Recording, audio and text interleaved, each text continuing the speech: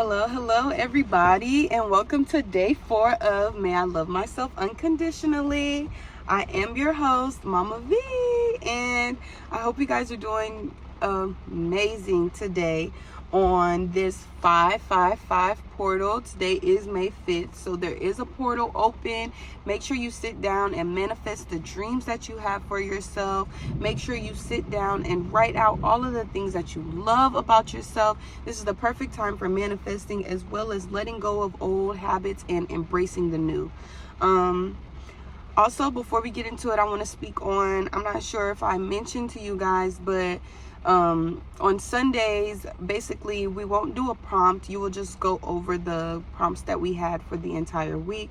Make sure you reread your notes, and make sure you're just taking in the lessons or the thoughts, just taking in everything that happened throughout the week. So we'll do a prompt Monday through Saturday, and then on Sunday will be reflection time for you to go over the prompts that you had that we went over for the week. So that's why I'm pretty sure some of you are like, where's the prompt for yesterday? Where's day 4 prompt? On Sundays, we're not going to do any prompt. It's going to be a day of reflection, so that we're not just reading the prompts, writing what we have to say about it, and then moving on. We want to make sure that we're going back over what we wrote and rethinking all of those prompts over again to dive deeper into whatever the prompt is bringing up for us. So with that being said, we're going to start. Today's reflection is a powerful one that asks us to stop hiding from the very parts of ourselves that we are taught to repress. Our quote for today is by Virginia Woolf. Now, the quote is, "You cannot find peace by avoiding life."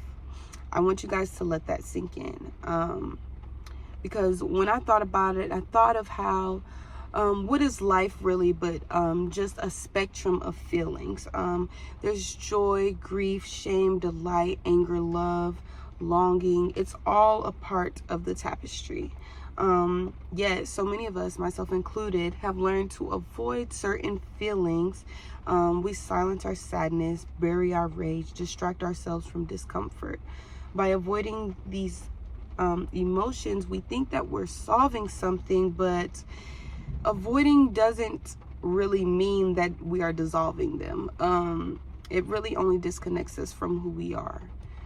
So, and it really made me think of how as we're children, because I feel like everything stems back to being a child and the conditioning you were raised within. But when we're children, I know there are lots of boys, whenever they feel sad, or if they're crying or anything, their parents are telling them, stop that crying. You feel me? Like, you don't express that. So I feel like that's why a lot of men nowadays have a problem with expressing the tears. You feel me? Whether they be tears of joy or tears of sadness or just tears. A lot of men have a really hard time crying because it's associated with a negative feeling. And I feel like it's the same with women.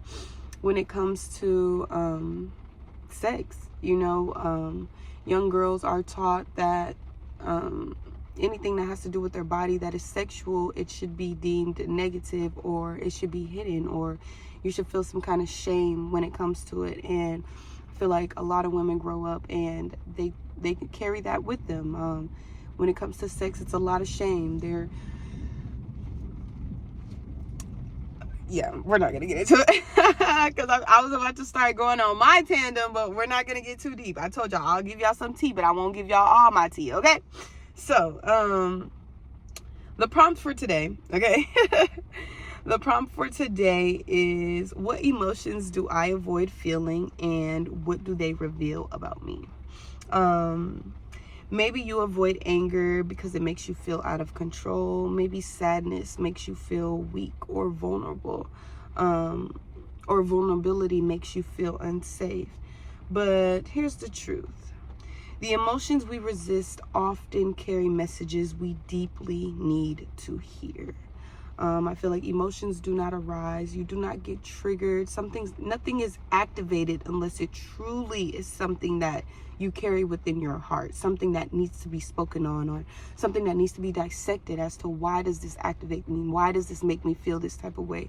Those emotions are usually emotions that we need to dissect. They're mirrors. They show us where healing still lives, where love still needs to go. And my response for the quote, I live my life trying my hardest to stay away from red emotions. Ever since I was little, I've always packed emotions with a color. So there's red emotions, there's blue emotions, there's yellow emotions, and that's just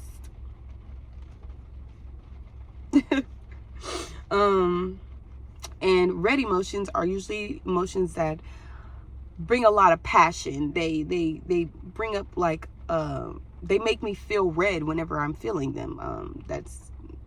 They make me feel red. So that's anger, jealousy, irritation, rage, even desire. These emotions typically take my mind to a state of revenge. There is a little voice that comes in my head repeating, make them feel how they made you feel, or worse. Depending on what state of red I'm in, the harder it is for me to silence that voice. Thinking of desire and how it really is just a passionate yearning for something, I see how it has been empowering and destabilizing in my life. How the desire I feel in relations causes me to look past red flags and accept what should be unacceptable. I also tend to feel jealousy. Now, this part of my prompt of my response to the prompt, I was debating on if I was going to read to you guys, but I'll just read it anyways. I also tend to feel jealousy, especially whilst on social media, comparing my life and business to others.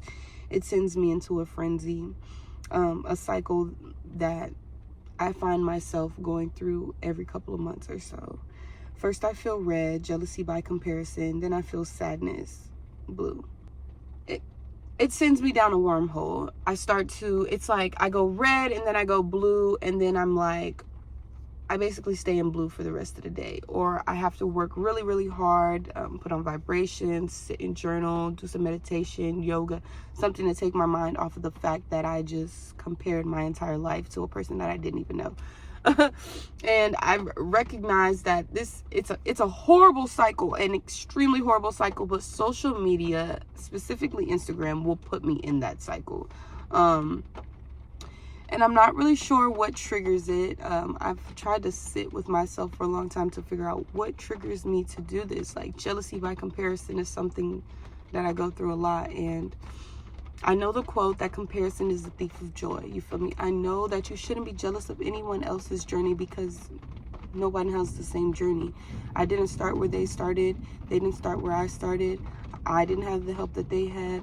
They didn't have the help that I have.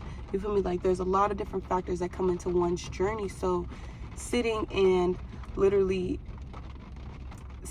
comparing is going to get me nowhere. But yeah, I'm not going to go anymore. So I invite you just for today to sit with the feelings you usually push away. Don't judge them. Don't try to fix them. Just feel them. Let them speak. You might journal, you might cry, you might get angry, and that's okay. This is your space to feel it all. Because self-love isn't about celebrating the light. It's about honoring the shadows too. May you give yourself permission to feel. May you stop avoiding the life inside of you. And may you discover bit by bit that peace was never in perfection. It is always in presence. Thank you for being here. Journal your reflections. Share in the comments if you feel called. And remember, you are worthy of unconditional love exactly where you are. And I love you guys so much for joining me on day 4 of May I Love Myself Unconditionally. I will see you guys tomorrow for day 5. And I'm sending you many hugs. Peace. And before we go, shout out to the universe for sponsoring this video. Woo! As y'all can see, it's raining and I'm feeling the vibes. I love the rain so much, and I know my garden is loving it just as much as I am. I'll see you guys tomorrow.